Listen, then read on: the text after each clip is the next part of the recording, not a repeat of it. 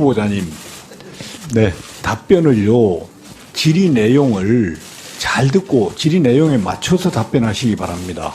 예, 알겠습니다. 예, 후보자가 하고 싶은 말을 답변하는 것이 아니고 질의 내용에 맞춰서 답변하시기 바랍니다.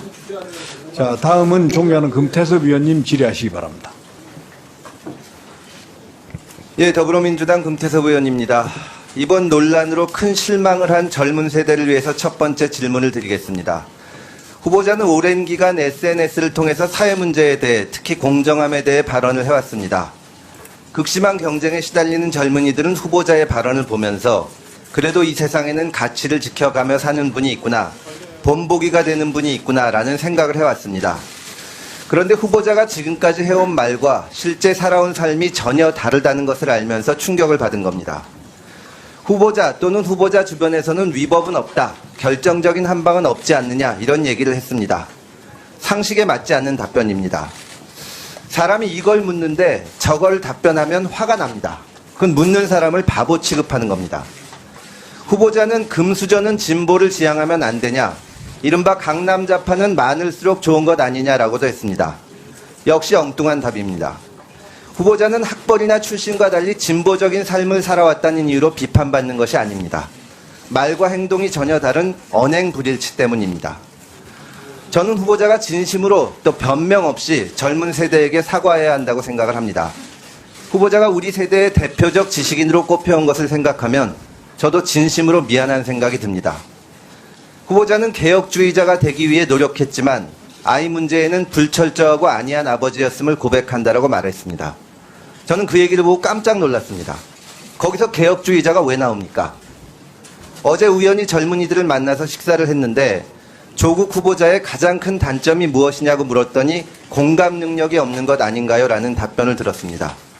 모두 발언에서 사과하셨지만 후보자는 이 자리에서 지금까지의 언행불일치, 그리고 젊은이들의 정당한 분노에 대해서 동문서답식의 답변을 한 거에 대해서, 동문서답식의 답변을 해서 상처를 깊게 한 것에 대해서 진심으로 사과할 생각은 없으신지요? 예, 있습니다. 예, 연장선상에서 묻겠습니다. 이중 기준의 문제입니다. 후보자가 지금까지 인터넷에 올린 많은 SNS에 대해서 비난이 쏟아지는 것은 바로 우리 편을 대할 때와 남의 편을 대할 때 기준이 다르고 따라서 편가르기를 했다는 점에 있습니다. 물론 이것도 불법은 아닙니다. 그러나 어느 편이냐에 따라서 잣대가 달라졌다는 것은 공정함을 생명으로 해야 하는 법무부 장관 후보자로서 큰 흠이 될 수도 있다고 생각을 합니다. 이러한 비판에 대해서 후보자는 어떤 입장이십니까? 그 비판의 취지 충분히 이해를 하고 제가 성찰하고 있습니다. 우리나라는 강한 나라지만 분단의 부담을 지고 있고 주변 강대국에 둘러싸여 있습니다. 그래서 무엇보다 국민들의 통합이 중요합니다. 그런데 후보자는 일본의 경제 보복으로 인한 갈등 국면에서 청와대 민정수석이라는 공직자의 신분으로 이적, 매국, 정신 나간 등의 거친 말을 쓰면서 갈등을 유발했다는 비판을 받았습니다. 청와대에서 일하는 고위 공직자로서 공식 견해인지 사적인 주장인지 분명하지 않은 발언을 한 것도 적절하지 않다는 지적이 많았습니다. 이러한 지적에 대해서 어떻게 생각하십니까? 당시 맥락이 좀 있었습니다만은 좀 돌아보았을 때 거친 발언이었다고 생각하고 있습니다. 인사청문회를 불과 며칠 앞두고 강제 수사에 나선 검찰의 행태는 비판을 받아서 마땅을 합니다. 수사권과 기소권을 독점한 권력기관이 마음대로 칼을 휘두르는 형국입니다.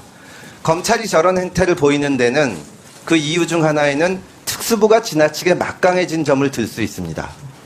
후보자가 민정수석으로서 검찰 인사에 관여하는 동안 소위 특수통검사는 대약진을 했습니다. 인사, 조직 등 기획부서까지 특수검사들이 차지했습니다. 검찰 내부의 균형이 깨진 겁니다. 예전에 저도 수사를 많이 했지만 중수부 같은 곳에서 수사를 하는 검사들은 앞으로 나가고 싶어하는, 고하고 싶어하는 그 속성이 있습니다. 그런데 기획부서 같은 데서 이것을 기소했다가 무죄가 날 수가 있다. 또 지금 시점에서는 해서는 안 된다. 이런 브레이크가 걸어져서 나름대로는 조직 내부에서 균형을 맞춰왔습니다.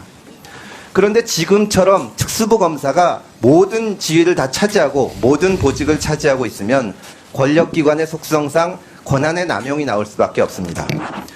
윤석열 검찰총장 휘하에 거의 모든 요직을 특수통 검사로 채운 것은 후보자가 민정수석으로 있을 때입니다. 또한 후보자가 주도적으로 만든 수사권 조정 정부안을 보면 검찰의 특수수사 기능은 거의 그대로 유지하는 것으로 되어 있습니다. 저를 비롯한 여러 의원들이 그렇게 하면 검찰의 권한을 약화시키는 것은 불가능해지고 언젠가 큰 부작용이 생길 것이라고 여러 차례 충고를 했습니다. 그럼에도 후보자는 검찰의 사정기관을 유지하거나 오히려 강화하는 입장을 바꾸려고 하지 않았고 지금의 수사권 조정안을 내놨습니다.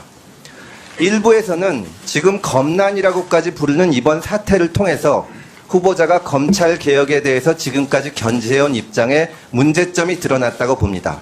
이런 지적에 대해서 후보자의 입장은 어떻습니까?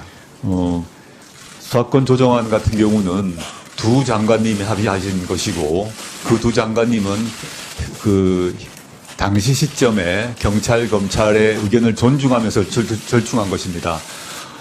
이론적으로나 원론적으로 보자면 저는 금 의원님 말씀에 크게 동의를 하고 있습니다. 근데 당시 두 분이 합의한 시점에 있어서는 그 정도가 실현 가능한 최선이 아니었나라고 두 장관님이 판단하신 것 같습니다. 그 특수수사권을 대폭 축소하거나 줄여야 되는 방향으로 나아가야 한다는 데는 동의하십니까? 네, 전적으로 동의하고 있고 수사권 조정안에도 검찰의 직접 수사 범위를 대통령령에 위임함으로써 그걸 단계 줄여나가는 식으로 설계되어 있는 것으로 알고 있습니다. 예, 후보자에 대해서 지지하시는 분들도 있고 반대하는 분들도 있지만 제가 짚어본 여러 문제점 또 검찰 개혁에 대한 안이한 접근 등을 보면서 후보자가 과연 법무부 장관에 적합한 검찰 개혁의 적임자인지에 대해서 많은 분들이 의문을 제기하고 있는 것도 사실입니다. 더군다나 후보자 주변은 지금 압수수색 등 검찰의 강제 수사를 받고 있습니다. 후보자는 검찰 개혁이 시대적 과제라고 말했습니다. 저도 100% 동감합니다. 그런데 지금 상황에서 이런 여러 가지 문제점과 검찰 수사를 놓고 보면 후보자가 과연 검찰 개혁의 적임자인지 여부가 논란의 핵심입니다. 후보자가 여러 소명의식 이런 말씀을 하셨는데 왜 자신이 검찰개혁의 적임자고 지금 법무부 장관이 되어야 되는지 객관적인 근거를 들어서 말씀해 주시기 바랍니다. 따끔한 질책의 말씀 너무 감사드립니다. 저로서는 제가 지금 아까 지적하셨던 제 주변, 제 가족이 수사를 받고 있다는 점 그리고 저의 과거 여러 발언에 문제가 있다는 점을 인정합니다.